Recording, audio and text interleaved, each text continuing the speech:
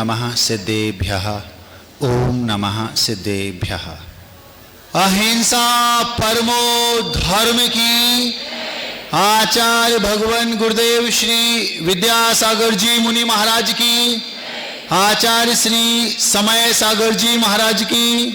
अनुज श्रवण श्री ओंकार सागर जी महाराज की।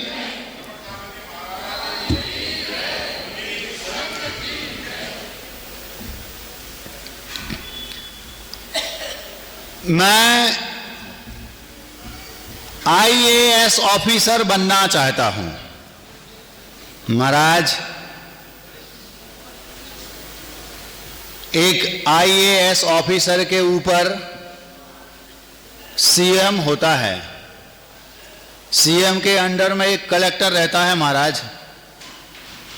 कलेक्टर के ऊपर CM, CM के ऊपर PM, और PM जब आपको नमोस्तु करता है महाराज, तो आप छोटी बात क्यों कर रहे हैं?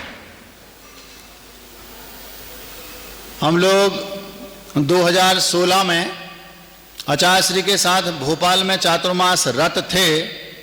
तब इस देश के PM मोदी जी आए थे। 20-25 महाराज थे और आचार्य श्री एक एक को उन्होंने पृथक पृथक रूप से हाथ जोड़कर नमोस्तु किया। गुरुदेव के तो पाद प्रक्षालन किए, वो अलग बात है। और वो जो अभी डोंगरगढ़ में भी जब हम लोग आचार्य श्री के साथ नहीं थे, उस समय भी गुरुदेव के पास वो आए और बहुत लंबे समय तक उन्होंने चर्चा की। तो जब एक IAS ऑफिसर के ऊपर, कलेक्टर के ऊपर CM है, CM के ऊपर PM है, और जो PM आपको नमोस्तु करता है महाराज, तो आप छोटी बात क्यों कर रहे हैं? IAS ऑफिसर बनना आप क्यों चाहते हैं? दूसरी बात, एक IAS ऑफिसर बनने के लिए आपको UPSC निकालना पड़ेगी महाराज।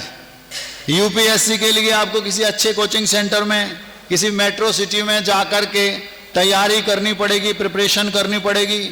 और उसके बाद 1, 2, 3, 4 कई अटेम्प्ट भी होते हैं। पहली बार में निकल जाएं जरूरी नहीं। दूसरी बात, आप तो दिगंबर मुद्रा के धारी हैं महाराज।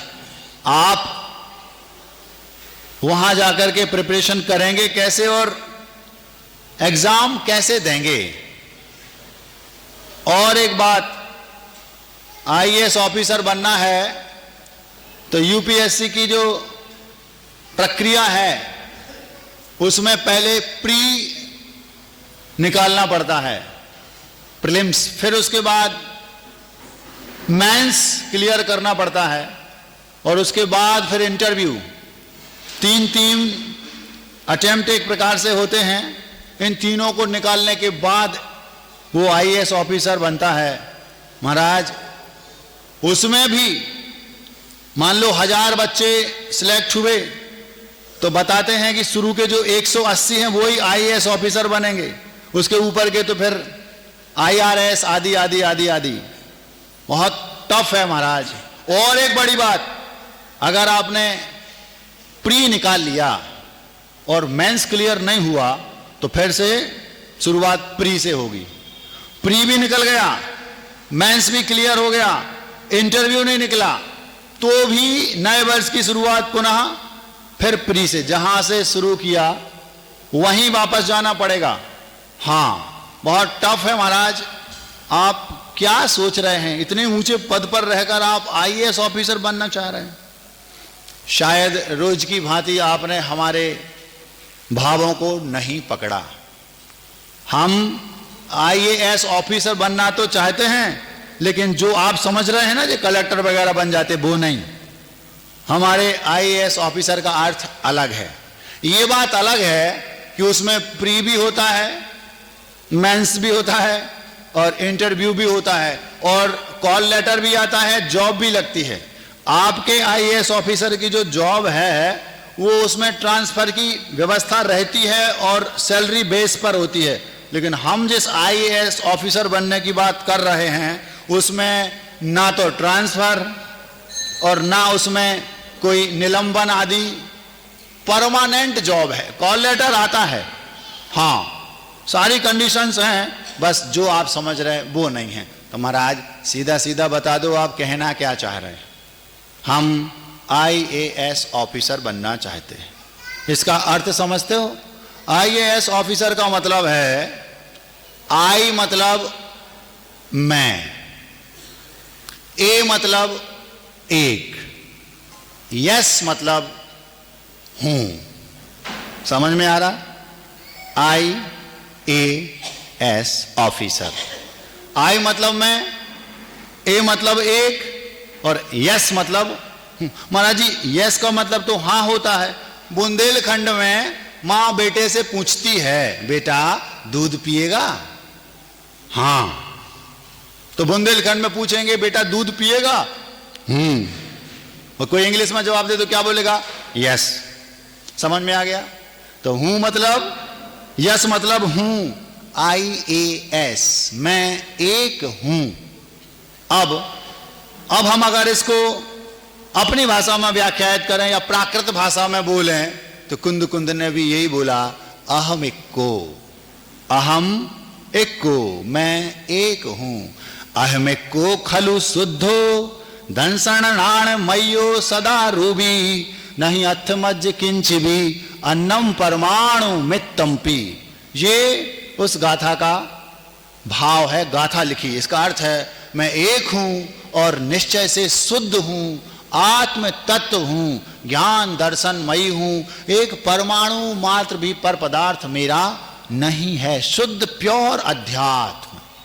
तो IAS ऑफिसर का मतलब है जो सिद्धालय में विराजमान शुद्ध सिद्ध परमात्मा हैं, वे हैं वास्तविक IAS ऑफिसर। आप लोग सोच रहे थे महाराज जी दिल्ली में जाएंगे, जीतों में UPSC की तैयारी करेंगे, IAS ऑफिसर बनेंगे। इस IAS ऑफिसर के ऊपर CM, उसके ऊपर PM। जब वो PM हमें नमोस्तु करता है तो हम ये बनना क्यों चाहेंगे? सोचो तो। हम भी IAS ऑफिसर बनना चाहते हैं और हम चाहते हैं सभा में जितने लोग हैं वे सब IAS ऑफिसर बन जाएं। ये नहीं वो, मैं शुद्ध आत्म तत्व हूं, अपने शुद्ध दशा को वो प्राप्त हो जाएं। जॉब परमानेंट है, निलंबन का कोई काम नहीं, ट्रांसफर का कोई काम नहीं, और सैलरी हर क्षण की अरबों खरबों। ऐसा अनंत सुख है, अनंत काल के लिए पूछो मत। जो सिद्धालय में सिद्ध परमात्मा है वे हैं वास्तविक IAS ऑफिसर। और उसमें महाराज जी अभी आपने कहा उसमें प्रीलिम्स भी होता है, मेंस भी होता है, इंटरव्यू भी होता है ना? क्या किसी व्यक्ति ने आजीवन व्रत ले लिया, किसी व्यक्ति ने संसार की ओर पीठ कर ली, वैरागी हो गया, वो घर में भी हो अथवा इस ड्रेस में आ गया हो, वो प्री निकाल चुका है। समझ में आ रहा?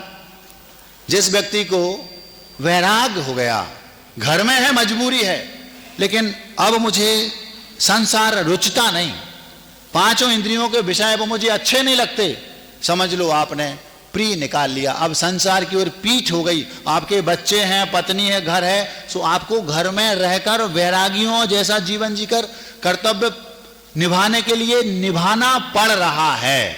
अगर आप घर में रहकर ऐसा जीवन जीना शुरू कर दिए हैं, समझ लो आपने प्री निकाल लिया।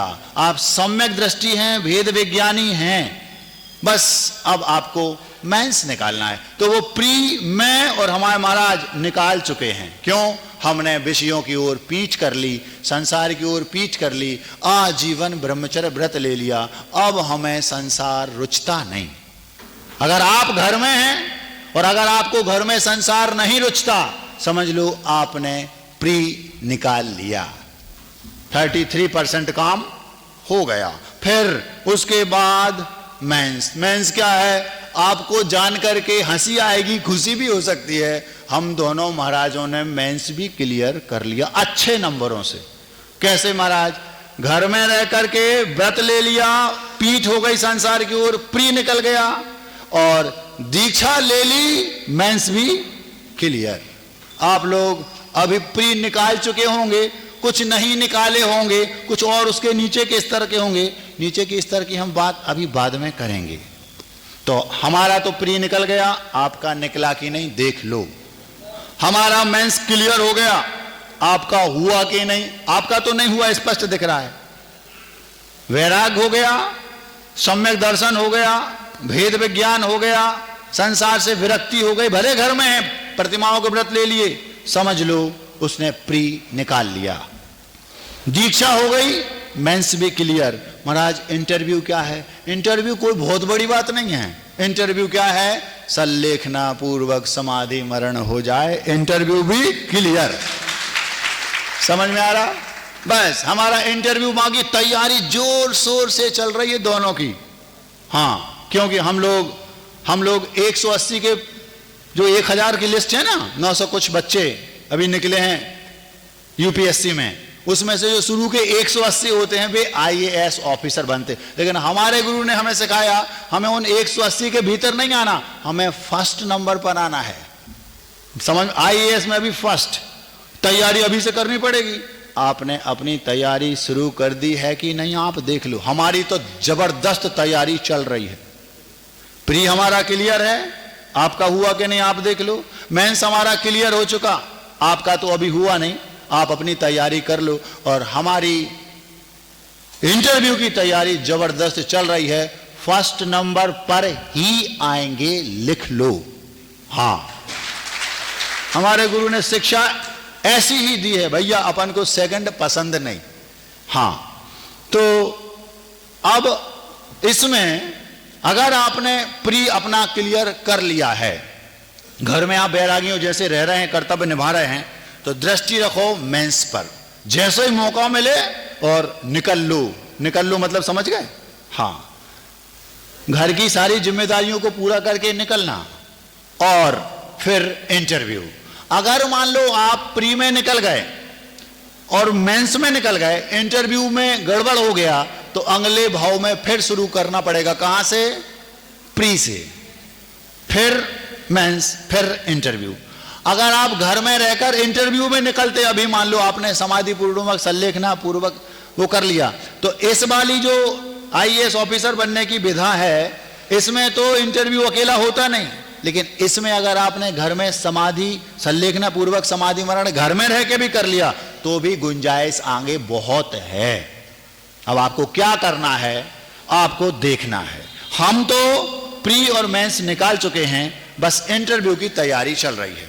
अब इसमें एक बीच में और बात आती है, वो ये कि प्री के और मेंस के बीच में जो टाइम है वो, और मेंस और इंटरव्यू के बीच में जो टाइम है वो बहुत लंबा है।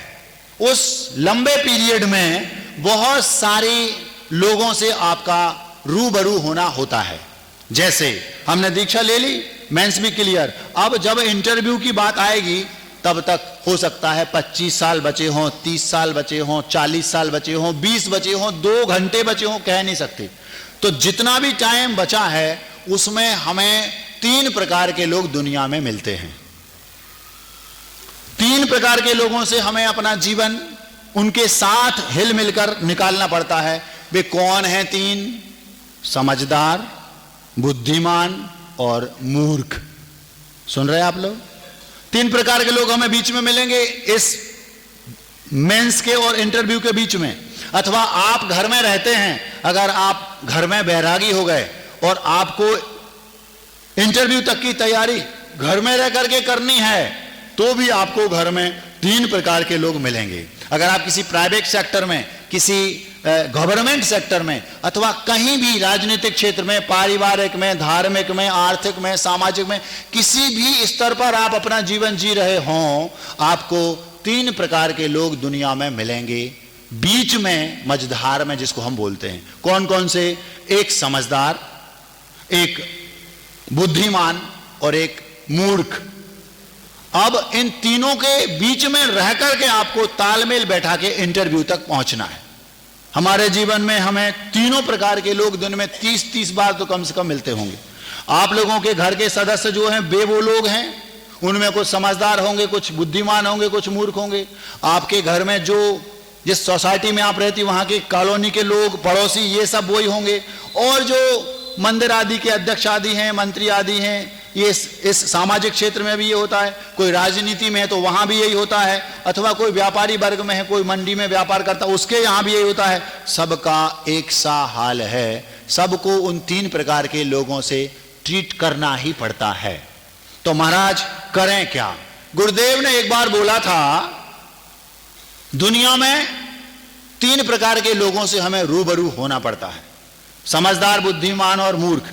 तो गुरुदेव बोले समझदार चुप रहते हैं, समझदार चुप रहते हैं, बुद्धिमान बोलते हैं, बात करते हैं और मामला रफा दफा कर लेते हैं। समझदार चुप रहते हैं, बुद्धिमान बोलते हैं, लेकिन मूर्ख बहस करते हैं। तो आचार्य जी ने फंडा बताया। पहले हम आपको यह बताते हैं कि ये तीनों एक ही उदाहरण में कैसे। मान लो आप एक अच्छी गृहिणी हैं और आपको बहुत अच्छे से भोजन बनाना आता है। आपने घर में भोजन बनाया, आपने अपने घर के सदस्य को भोजन परोसा, वो समझदार है, आपने नमक नहीं डाला, माना कि, बहुत छोटा सा उदाहरण दे रहा हूं, आपने नमक नहीं डाला, जिसको भोजन परोसा वो समझदार है, माना कि आपके ससुर साहब हैं अथवा आपके पतिदेव हैं, हस्बैंड, हंस के बैंड बजाना क्या बोलते हैं, हाँ हस्बैंड, ठीक है।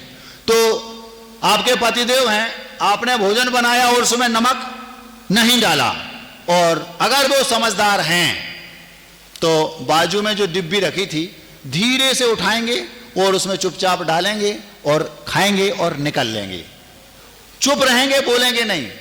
और यदि मान लो बिना नमक के भी वो खा लेते हैं, ज्यादा ही समझदार हैं, तो वो क्या सोचेंगे, कोई बात नहीं, हमारे महाराज का तो आजीवन नमक का त्याग है, धन्यवाद, तुम्हारे चक्कर में हमने एक दिन बिना नमक के खाया। समझदार था, कुछ भी नहीं बोलेगा, चुपचाप या तो बिना नमक का खा लेगा, अगर हलक से नीचे नहीं उतरता तो धीरे से बाजू में जो डिब्बी रखी थी उसको उठाएगा, डालेगा, खाएगा और निकल लेगा। समझदार चुप रहते हैं। अगर आपके पतिदेव चुप नहीं रहते तो समझ लो कि आप पगलों के साथ ब्याही गई। सुन रहे हो? हाँ, नाम किसी का लेना नहीं, छोड़ना किसी को है नहीं। तो यदि आपने भोजन बनाया और वो कुछ बोले, क्यों आज आपने नमक नहीं डाला, बोले मतलब बुद्धिमान हैं। बुद्धिमानों के साथ ये बड़ी समस्या है। बुद्धि मतलब ज्ञान, ज्ञान उचकता है, वो चुप नहीं बैठता, लेकिन वो बहस भी नहीं करता। आचार्य जी बोले समझदार चुप रहते हैं, बुद्धिमान बोलते हैं, लेकिन मूर्ख बहस करते हैं। तो यदि आपके श्रीमान जी चुपचाप बिना नमक का खा के चले गए अथवा नमक से डिब्बी से डाल के और खा के चले गए, समझ लो समझदार हैं, आप भाग्यवान हैं, आपको पतिदेव अच्छे मिले। लेकिन यदि वे बोले क्यों आज आपने नमक नहीं डाला, तो आप कह देंगे हाँ मैं भूल गई, कोई बात नहीं, आप डाल लो, वो डिब्बी रखिए, सॉरी। तो थोड़ी बहुत बात हुई और वो समझ गए। बुद्धिमान थे तो ज्यादा चैचे पेपे नहीं, इतना तो वो बोल ही देंगे, याद दिला देंगे आपने नमक नहीं डाला मैडम आज, तो वो बोल देगी अरे सॉरी मैं भूल गई, या था नहीं, या कुछ भी। तो यदि वो इतना भी बोलते हैं तो समझ लो वो बुद्धिमान हैं। लेकिन वो तीसरे, वो आपने नमक नहीं डाला, जैसे ही उन्हें पहला निवाला मुंह में डाला, हलक से नीचे नहीं उतरा ही नहीं, और उन्हें थाली को चक्कर बनाया। और दिमाग खराब है तेरा, कहां दिमाग रहता है, समझ लो मूर्खों से फंस गई आप लोग, एक नंबर के पगले से फंस गए, जिंदगी मूर्ख के साथ गुजारनी पड़ रही है। आप लोग समझ रहे कि नहीं? हम इनडायरेक्टली आपसे कह रहे हैं आप क्या करते हो। अगर गुस्सा कर रहे हो, थाली को चक्कर बना रहे हो, डांट रहे हो, फेंक रहे हो, गुस्से में भाग गए, समझ लो मूर्ख हो एक नंबर के। आज तक जो हुआ हुआ, अब तो कुछ नहीं कहना, चुपचाप खा लेना, हाँ नहीं गड़बड़ हो जाएगा। आप सबको पता चल गया कि मूर्ख, बुद्धिमान और समझदार की परिभाषा। ये तो हो गई एक बात। अब यदि कोई समझदार है, हमारी लाइफ में मेंस के बाद और इंटरव्यू के पहले की जो लाइफ है 25-30 साल, इसमें हमें हर नगर में जाना पड़ता है, आप लोगों को भी हर एक व्यक्ति से रूबरू होना पड़ता है। यदि हमें समझदार मिल गया कोई, तब तो कोई बात नहीं, मजा आ जाएगा। क्यों? समझदारों को कुछ बोलने की जरूरत नहीं, इशारे काफी हैं, वे इशारे में समझ जाते हैं और पॉजिटिव ही सोचते हैं, कोई बात नहीं, भूल गई होगी, कुछ गड़बड़ हो गई होगी, हमें कुछ ज्यादा समझाने की जरूरत नहीं पड़ती, वे अपने आप समझ जाते और चुप रहते हैं। हुई है तो उनके पास एक मंत्र रहता है बुंदेलखंड का, हुई है तो छोड़ो, हटाओ, जाने दो, देखो जानो जाने दो, ये वाला। तो अगर आपके पास ऐसे लोग हैं तो कोई दिक्कत नहीं। अगर बुद्धिमान है आपके नजदीक आसपास तो वे थोड़ा बहुत बोलेंगे, लेकिन उनसे ज्यादा टेंशन नहीं, आप 2 मिनट में समझा देंगे, समझ जाएंगे। क्यों बहू, ये क्या हो रहा है बेटा, बहुत देर से चैपे चैपे कर रहा है, क्या चल रहा है? दादाजी, पापा जी, उसका थोड़ा सा आज वो कुछ खा पी नहीं रहा है, शायद पेट दर्द कर। अच्छा, इसलिए रो रहा, कोई बात नहीं, हमने सोचा तुमने चांटा तो नहीं मार दिया। नहीं, बुद्धिमान होंगे तो इतना बोल दो, वो समझ जाएंगे। और समझदार होंगे कुछ नहीं बोलेंगे, बहू का ही तो बेटा है, वो मारेगी थोड़ी, कोई कारण होगा। समझदारों के साथ कोई समस्या नहीं, बुद्धिमानों के साथ भी कोई समस्या नहीं, लेकिन जो तीसरे नंबर के हैं मूर्ख, वही आज के इस वक्तव्य का विषय है। क्या? इनके साथ बड़ी समस्या। गुरुदेव कहते थे मूर्ख मित्र से समझदार शत्रु अच्छा। क्या कहा? मूर्ख मित्र से समझदार शत्रु अच्छा। आप मान लो चेस खेल रहे हैं, सामने मूर्ख बैठा है, समझदार बैठा है, बुद्धिमान बैठा है। आपको पता है मैं ये चाल चलूंगा वो ये चलेगा, मैं ये चलूंगा तो वो ये चलेगा, मैं ये चलूंगा तो वो ये चलेगा।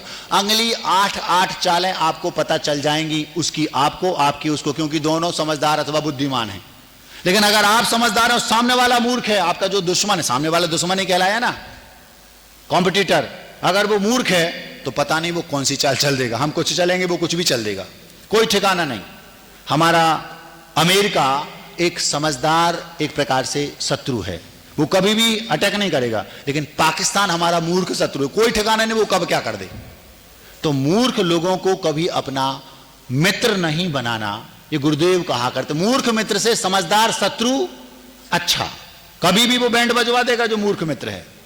एक बार गुरुदेव ने कहा था 100 मूर्खों का गुरु बनने से एक समझदार का, बुद्धिमान का शिष्य बनकर रहना बेटर है।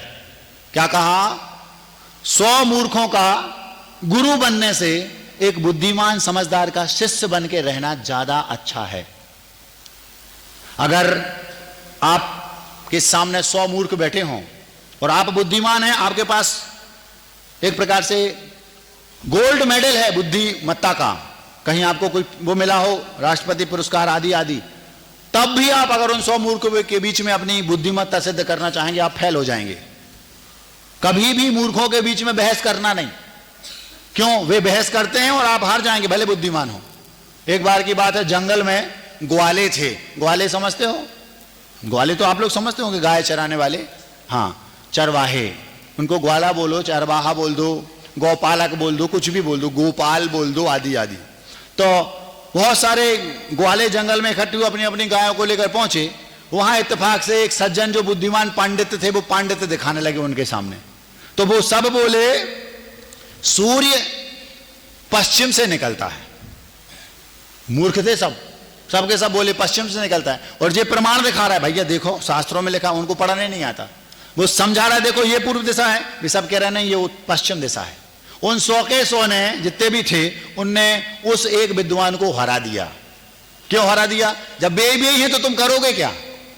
समझ में आ रही बात? 100 मूर्ख का गुरु बनने से एक समझदार का शिष्य बनकर रहना ज्यादा बेटर है। 3 बातें बोली।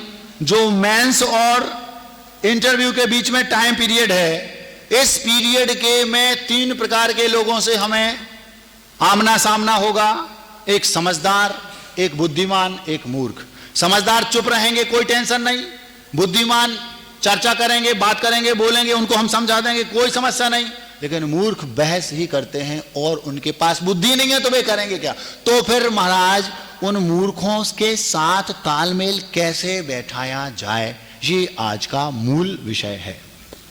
दुर्योधन, जब महाभारत की लड़ाई होने लगी तो लड़ाई के पहले की प्रिपरेशन चल रही थी। कौन किसके साथ लड़ेगा, कौन किसका साथ देगा, पांडवों का कि कौरवों का। तो युधिष्ठिर और दुर्योधन एक साथ कृष्ण के पास पहुंचे। कृष्ण उस समय लेटे हुए थे। दोनों पहुंचे और जब दोनों पहुंचे वहां सामने कि भाई आप किसका साथ देंगे, हमें आपसे सहायता की आवश्यकता लड़ाई में। तो कृष्ण तो मध्यस्थ थे ना, इनका भी साथ देना, इनका भी। तो वे बोलते हैं पहले दुर्योधन से, दुर्योधन तुम बोलो तुम्हें क्या चाहिए, हमसे क्या अपेक्षा है। युधिष्ठिर साथ में थे, हो सकता है युधिष्ठिर दुर्योधन से बड़े हों, बड़े थे ही, लेकिन फिर भी कृष्ण ने सबसे पहले किससे पूछा? दुर्योधन, तुम बताओ तुम्हें क्या चाहिए। मेरे पास दो चीजें हैं, एक ओर तो मैं हूं और एक ओर मेरी पूरी सेना, अक्षौहिणी सेना। बेहिसाब सेना में सैनिक थे, बहुत सारे हाथी वाले, घोड़े वाले, रथ वाले, पैदल वाले, धुरंधर योद्धा, सेनापति सब हैं। क्या बोले? मेरे पास दो चीजें हैं, एक मैं और एक मेरी सेना। दो में से कोई मेरी सेना को ले ले, कोई मुझे ले ले। तो वे चाहते तो युधिष्ठिर से पूछ सकते थे, युधिष्ठिर तुम बड़े हो, तुम बताओ पहले तुम्हें क्या चाहिए। लेकिन उन्होंने किससे पूछा? दुर्योधन से। क्यों पूछा पता है? हंसियो नहीं, गुरुजी बोलते मूर्खों को प्रथम प्रणाम। सुन रहे? मूर्खों को प्रथम प्रणाम, सबसे पहला प्रणाम मूर्खों को। तो उनने युधिष्ठिर को प्रणाम नहीं किया, युधिष्ठिर को अपॉर्चुनिटी नहीं दी। क्यों? मालूम था ये तो युधिष्ठिर है, ये मूर्ख है, ये बहस करेगा, झगड़ेगा, और मालूम है मांगेगा भी तो क्या मांगेगा? भगवान सामने बैठे, और मूर्ख मांगेगा तो क्या मांगेगा? वही कल परसों बताया था ना, हमारी एक आंख फूट जाए, हमारा एक कुआं खुद जाए घर के आगे, और हमारा एक बेटा निपट जाए। क्यों? मूर्ख है। समझदार होता तो क्या नहीं मांग लेता? जिन गुण संपत्ति हो मज्जम, ये मांग सकता था भगवान से। भगवान सामने बैठे क्या नहीं देते, लेकिन मूर्ख है वो। मालूम था ये दुर्योधन मूर्ख है, क्या मांगेगा? हाँ दुर्योधन बोलो। अब युधिष्ठिर सोच सकते थे, बताओ उनसे पहले क्यों पूछ रहे? ये तो समझदार है, या तो खुद समझ आएगा चुप रहेगा, नहीं तो एक प्रश्न करेगा उत्तर दे दूंगा। समझदारों को समझाने की जरूरत नहीं, 1 मिनट में समझ जाएं। और बुद्धिमानों को, समझदारों को और जरूरत नहीं, बुद्धिमान को थोड़ा देर लग सकती है, 1-2 मिनट लग सकते हैं। लेकिन मूर्खों को ब्रह्मा भी समझा नहीं सकते। हम जब घर में थे तब उस समय हिंदी में एक वो आता था, मूर्ख हृदय न चेत, जो गुरु मिले बिरंच सम, फूले फले न बेत, यद्यपि सुधा वर्षहि जलधि। यद्यपि जलधि माने मेघ, सुधा माने अमृत की वर्षा भी करें, लेकिन मूर्खों को हृदय कभी चेत नहीं सकते। उनको सुरगुरु माने ब्रह्मा भी अगर माने, उनको बृहस्पति भी समझाएं तो नहीं। जैसे बेंत के फल में फूले फले ना बेंत, बेंत का एक वृक्ष होता है वनस्पति, बेंत जिसकी ये डंडी बनती है ना, ये ऐसी है, ये ना फूलती है ना फलती है इसका पेड़। फूले फले ना बेंत, यद्यपि सुधा वर्षहि जलधि, मेघों से अमृत की वर्षा भी हो जाए तब भी इसमें फूल फल नहीं लगते। मूर्ख हृदय न चेत, जो गुरु मिले बिरंच सम। मूर्खों के हृदय में चेतना नहीं है, मतलब उन्हें समझ नहीं आती। क्यों? अगर बृहस्पति भी उन्हें समझाएं। तो गुरुजी बोले जीवन में 3 प्रकार के लोगों से मेल मिलाप होगा, समझदार, बुद्धिमान, मूर्ख। समझदार बुद्धिमानों को छोड़ दो, मूर्खों को संभालना पहली हमारी प्राथमिकता है। तो क्या करें? प्रथम प्रणाम, मूर्खों को प्रथम प्रणाम। दादाजी घर में थे, हमारे नहीं, आप लोगों की बात कर रहे हैं। बहू ने भोजन बनाया, बहुत स्वादिष्ट भोजन बनाया, और भोजन बनाने के बाद बाहर आई। दादाजी पेपर पढ़ रहे थे, बरामदे में बैठे टीवी देख रहे थे। हाँ, पुराने दादाजी होते तो पारस चैनल लगाते, नए जमाने के दादाजी थे आईपीएल देख रहे थे। आईपीएल समझते हो? हाँ, दादाजी देख रहे हैं आईपीएल। बहू बोली हाथ जोड़कर, पिताजी भोजन तैयार है। दादाजी सोच रहे कितनी सभ्य और समझदार हमारी बहू है, कितनी विनम्र है, कितना आदर रखती है, सम्मान रखती है। भोजन बनाया तो सबसे पहले दादाजी चलिए भोजन तैयार है। इतना स्वादिष्ट भोजन बनाती है पूछो मत। और गए और भोजन तैयार, भोजन कर लिया। भोजन करने के बाद पिताजी दादाजी बाहर आके बैठ गए और पूरे परिवार को फिर एक साथ बुलाया और सबने भोजन किया। पूछा किसी ने, बहू रानी ये पिताजी को तुमने पहले भोजन करा दिया, बड़ा सम्मान रखती हो। सम्मान बम्मान कछु नहीं रखते हम, मूर्खों को प्रथम प्रणाम। जे खा लें पूरा घर शांति से खा लेता है, और जे अगर साथ में बैठा दो तो कोई नहीं खा पाता। बे तो आधा खाए उठ जाते। बे मतलब श्रीमान जी, होता कि नहीं? महाराज आपको कहां से पता? ये सब आप ही लोगों की कहानी हम लोगों को सुना के जाते हो, हम लोग यहां से परोस देते। समझ में आ रही? दादियां हंस रही हैं, हमने दादाजी अकेले का नहीं बोला, दादियां भी हो सकती हैं। मूर्खों को प्रथम प्रणाम। हाँ, अब ध्यान रखियो, अगर आपकी बहू सबसे पहले आपको बोल रही है तो ये मत समझियो कि आप समझदार हो सकता है मूर्खों को प्रथम प्रणाम कर रही हो। समझ में आ रहा? महाराज खरी खरी सुना देते हो, आपको थोड़ी बहुत भी नहीं लगता? हम लोग सत्य को क्या, साच को क्या आँच। अगर आपके घर में आपको जरूरत से ज्यादा सम्मान मिल रहा है और आपको मालूम हम इसके योग्य नहीं, तो समझ लेना मूर्खों को प्रथम प्रणाम हो रहा है। क्यों?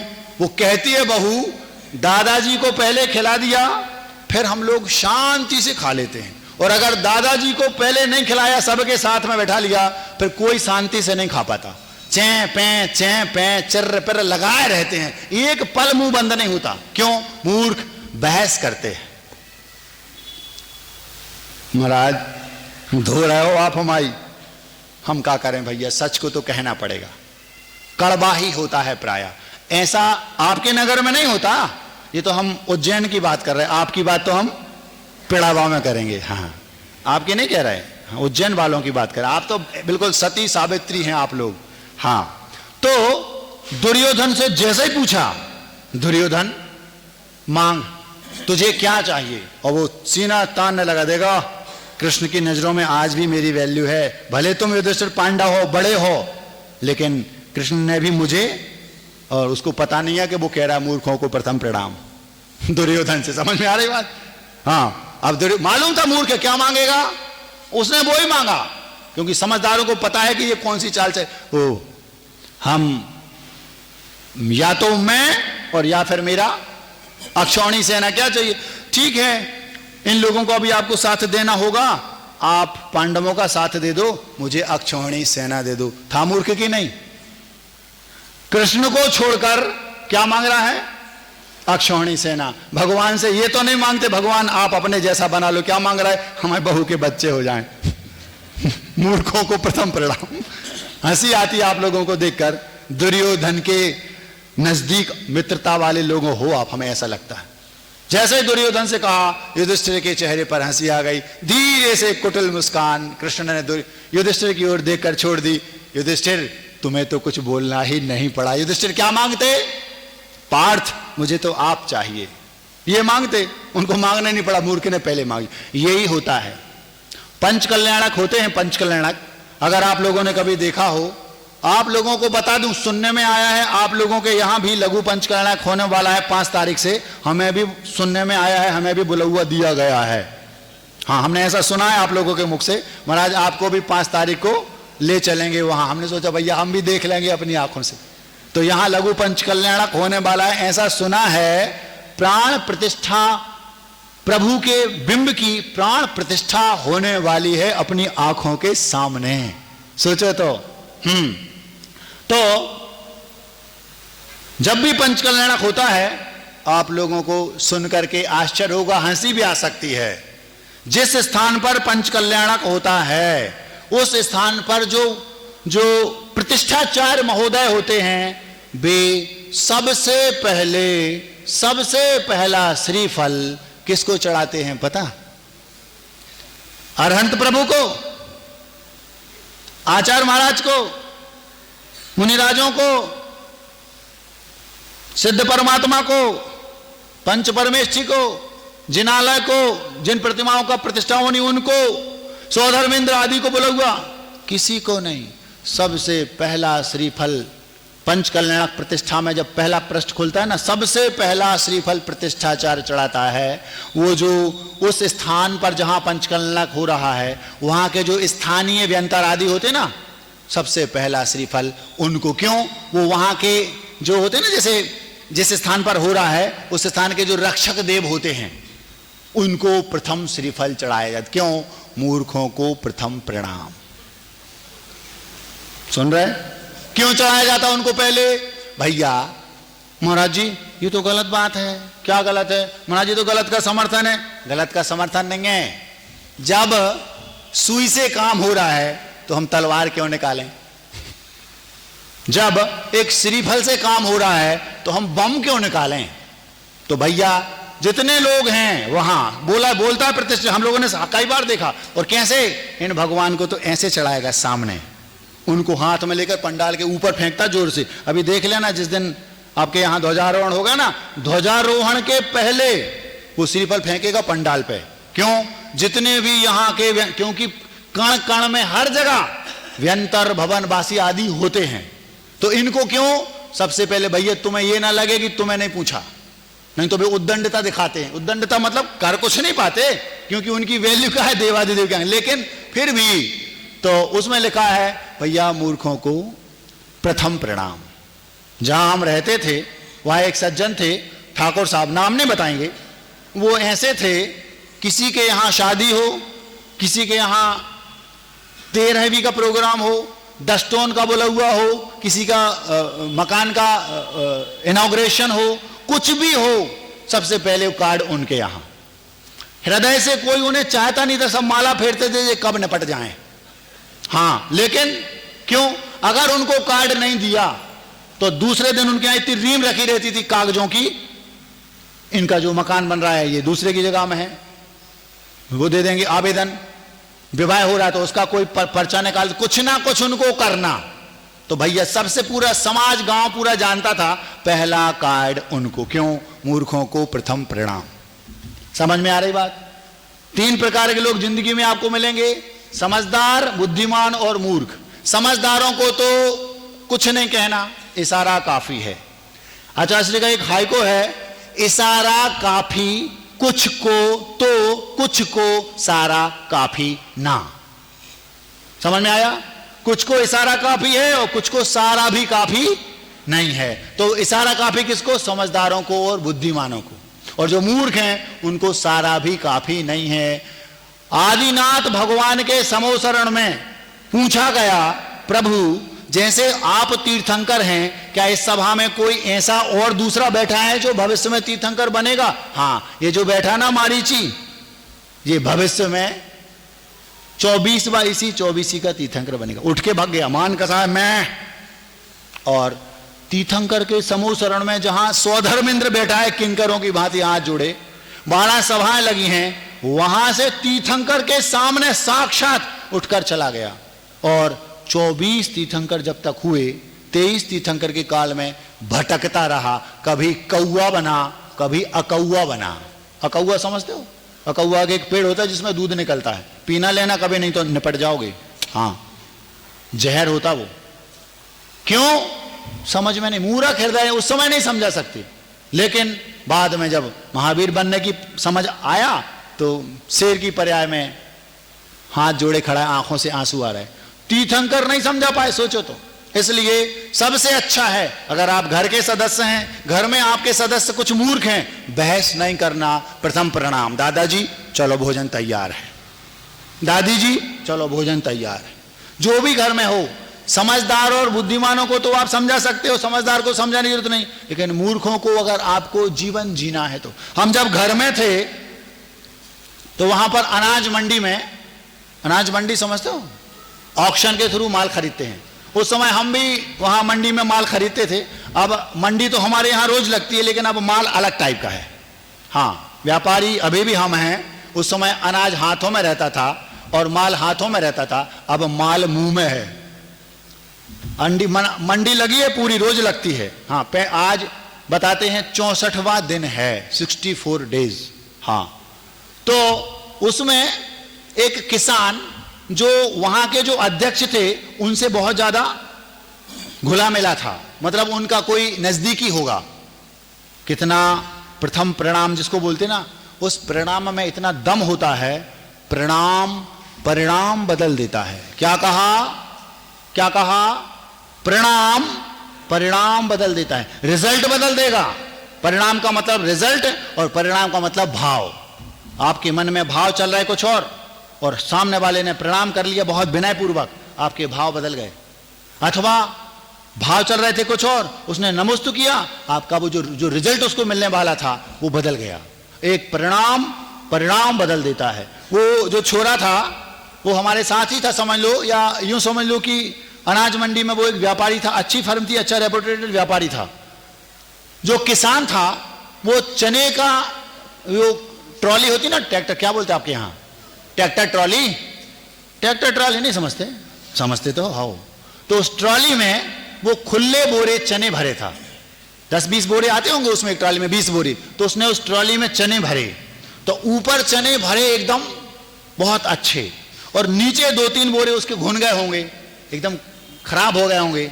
तो उसको पता था कि जो अध्यक्ष मंडी के वो तो हमारे नजदीकी हैं, वो वोट वोट के चक्कर में वो लोग किसान जो होते हैं ना, बहुत ऐसे चलता है उन लोगों का, जैसे बिल्कुल हमारे भैया तो हमारे खास हैं। तो उसको सोचा कि हम जैसा चाहेंगे वैसा करेंगे। तो 20 बोरे चने भर के वो लाया ट्रॉली में, ऊपर आधे से ज्यादा ट्रॉली एकदम चकाचक, और नीचे वो 2-3-4 बोरे बिल्कुल हल्के, कम से कम 1000 रुपए बोरे का अंतर था, बल्कि 1500-2000 रुपए बोरे का अंतर। अब 5 बोरे अगर नीचे वो खराब भरे है तो 10,000 का फर्क लाया। ऑक्शन हुआ, माल बिक गया। बिका तो उस लड़के ने खरीदा जिसकी हम बात कर रहे हैं, उसकी जो फर्म थी ऑक्शन के थ्रू, और वो पर्ची बनी और उसकी दुकान पे माल तुलने चला गया, और वो ऑक्शन में और माल खरीदता रहा। थोड़ी देर बाद उसका हम माल आया, भैया वो ऊपर तो माल अच्छा है लेकिन नीचे ऐसा है।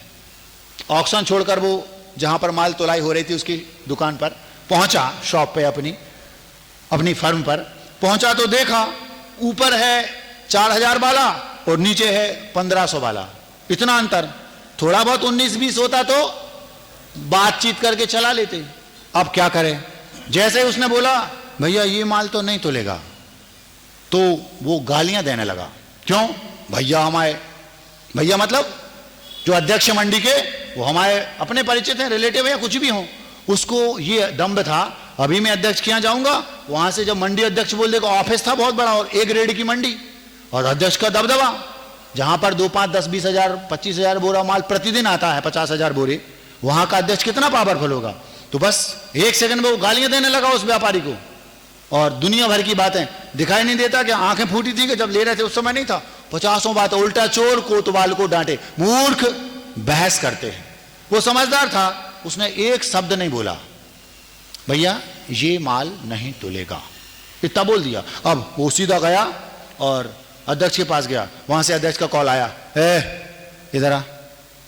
अब वो बेचारा व्यापारी अध्यक्ष के पास गया, ये डर रहा है माइक, हम सोचते थे यहाँ के लोग ही हमसे डरते, माइक तक डरता है। तो उसने, वो व्यापारी था, वो समझदार था, उसने एक शब्द भी नहीं बोला उससे, क्योंकि मूर्खों से बहस क्या करना। उसने धीरे से ऊपर के एक मुट्ठी में चने लिए और एक मुट्ठी में नीचे के लिए, और सीधा गया और उस अध्यक्ष के पास जैसे पहुंचा तो भी 10-12 किसान इकट्ठे थे और एकदम लाल, और वो अध्यक्ष भी बिल्कुल अपनी सीट पर बैठा, और जैसे वो पहुंचा तो जैसे उसने अंदर प्रवेश किया तो उसकी आंखें एकदम लाल और गुस्से में कि क्या ये इतना बोलने वाला था। वो सीधा गया और उसने अध्यक्ष के पैर छू लिए। भैया जैसे पैर छुए, अब एक व्यापारी मतलब उसकी एक वैल्यू होती है अपनी, तो व्यापारी जब अध्यक्ष के, मंडी अध्यक्ष के पैर छू रहा है, उस लड़के ने ऐसे किया, पैर छू ले। क्यों? मूर्खों को प्रथम परिणाम। उसने पैर छुए, जैसे पैर छुए उसके परिणाम बदल गए। हाँ बैठो, ये लोग आए हैं कुछ बोल रहे हैं, उसकी भाषा बदल गई, ये कुछ बोल रहे हैं, क्या है ये? उसने कुछ नहीं कहा, भैया आप तो पढ़े लिखे हैं, समझदार हैं, न्याय प्रिय हैं, ये माल खरीदा है ऑक्शन में और ये उसमें नीचे भरा है, आप कहें तो हम तुलवा लेंगे, हम तो जैसा आप कहें, लेकिन हम ये रफ माल का व्यापार करते नहीं, ज्यादा कोई अंतर तो है नहीं। अब भी ये उसको मिक्स करें 10-25 रुपए कम में बिक जाएगा, और ये हमसे कहें कि तुम फ्री में भी ले लो, हम तो तुलवा लेते, लेकिन हम नीचे माल का व्यापार नहीं करते, हमारा पूरा कबाड़ा हो जाएगा, हम खरीदते ही नहीं। जी हमसे कहें फ्री में भी ले लो तो नहीं लेना, बात पैसे की नहीं है, इनको पैसे चाहिए सो हमसे पैसे अलग ले जाएं, लेकिन माल हम वो नहीं ले पाएंगे क्योंकि हम खरीदते नहीं। उस लड़के ने ऐसा बोला तो वो जो अध्यक्ष था उसकी ओर देखा, क्यों? उसने सिर नीचा कर लिया, क्योंकि पैर छू चुका था तो वो अपने आप फेवर में हो गया इसके, कुछ नहीं बोला। बोलते हैं अब ज्यादा बोल नहीं सकते क्योंकि वोट उसी का चाहिए, तो बोलता है वो व्यापारी ऐसे नहीं है, बहुत सज्जन व्यक्ति हैं। अध्यक्ष बोल रहा है उल्टा उससे, बोलते कुछ नहीं, वो तो केवल इसलिए कह रहे हैं, वो खरीदते नहीं हल्का माल। फिर से अभी इकट्ठा करके मिक्स करके और जो बोली हो रही ना उसमें फिर से लगा दो, पर्ची कैंसिल करवा लो, 10-25 रुपए कम में बिक जाएगा, बोल तो रहे वो, कोई भी ले लेगा, आप चिंता नहीं करो। और बस उस लड़के ने तुरंत उसकी पर्ची को कैंसिल कराया और निकल लिया। हंस रहा है, मूर्खों को प्रथम प्रणाम। अब यदि मान लो वहां पर आप बहस करते, लड़ते, क्या होता? 10,000 तो जाते, बेइज्जती होती सो अलग। तो महाराज ये तो गलत हो गया, लेकिन अपन ने गलत का समर्थन किया। गलत का समर्थन नहीं किया, ना उस अध्यक्ष को सही माना और ना उन लोगों को सही माना, लेकिन जहां सुई से काम हो रहा है वहां हम तलवार क्यों निकालें? बात समझ में आ रही? इसका मतलब ये नहीं है महाराज जी हम कहीं से निकल रहे, भगवान है बाजू में कोई, उनको भी नहीं। वहां पर बात आ जाएगी धर्म की, श्रद्धा की, वो अलग विषय है। यहां पर बात काय की है? व्यवहारिकता की, सामान्य जीवन जीने की। हर कदम पर आपको मूर्ख मिलेंगे, जहां मिलते हैं भैया जयराम जी, बस इतने में काम। वो जो हम जहां रहते थे, वो जो रीम रखे रहते थे कागजों की, उनको इतना ही था, कुछ नहीं करना, केवल कार्ड दे दो पहला, बस इतने में वो संतुष्ट। हम जहां हम जिस घर में हम रहते थे, सागर में बाहुबली कॉलोनी में, उस घर में मकान बनाया।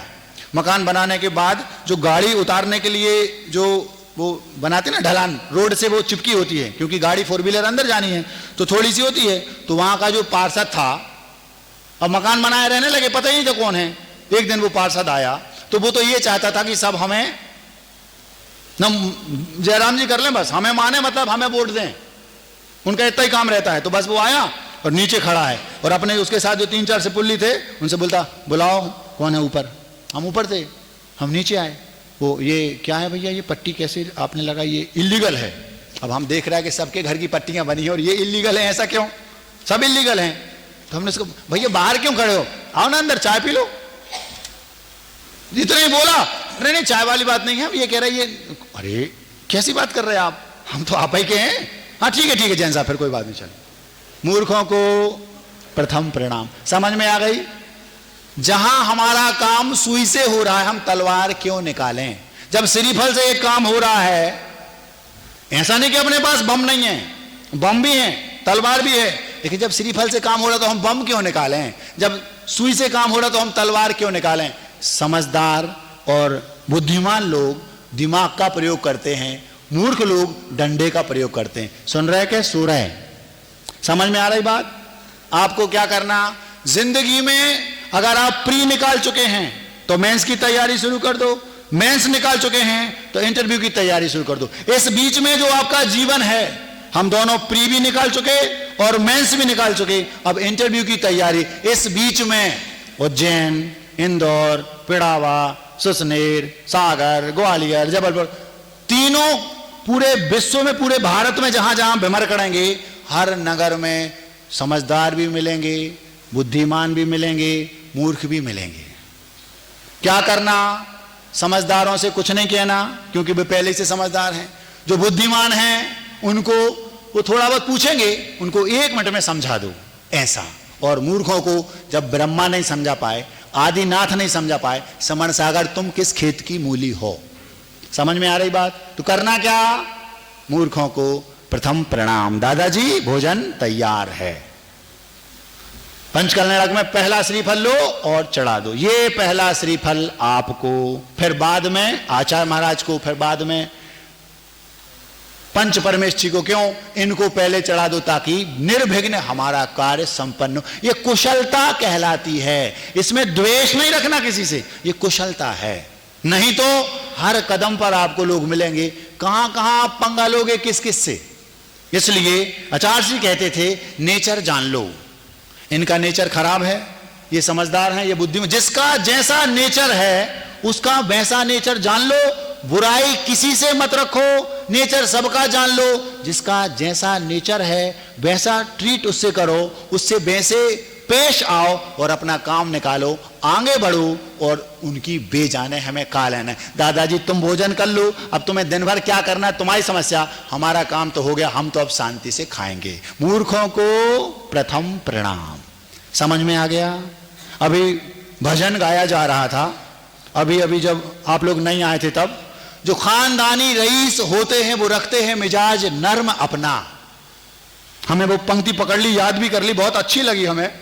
अभी जब मंगलाचरण हो रहा था तो एक कोई महिला कोई बहन कोई गा रही थी, जो उसमें एक पंक्ति मुझे बहुत जोरदार लगी, उसको मैंने बैठे बैठे उसको दिमाग में घुमाया। जो खानदानी रईस होते हैं वो रखते हैं मिजाज नर्म अपना, तुम्हारा लहजा बता रहा है तुम्हारी दौलत नई नई है। समझ में नहीं आया? अभी समझ में नहीं आया? हम फिर से सुनो, ये तालियां वो नहीं है, समझ वाली ताली अलग होती हैं। हाँ, ये मूर्खों वाली भी नहीं है। हाँ नहीं, आप सोचो महाराज गड़बड़ हो गया। जो खानदानी रईस होते हैं वो रखते हैं मिजाज नर्म अपना, जिनके पास रईसी खानदानी है, मतलब बाप दादाओं से जो रईस हैं, पैसे वाले संपन्न हैं, उनकी चाल चलन बोल चाल भाषा सब एकदम व्यवस्थित रखती है, मिजाज उनका नर्म होगा। क्यों? वे खानदानी रईस हैं। जो खानदानी रईस होते हैं वो रखते हैं मिजाज नर्म अपना, तुम्हारी दौलत बता, तुम्हारा लहजा बता रहा है कि तुम्हारी दौलत नई नई। मतलब अब समझ में आया। अब देखो इस बार की ताली का अलग ही नजारा है। समझ में आया?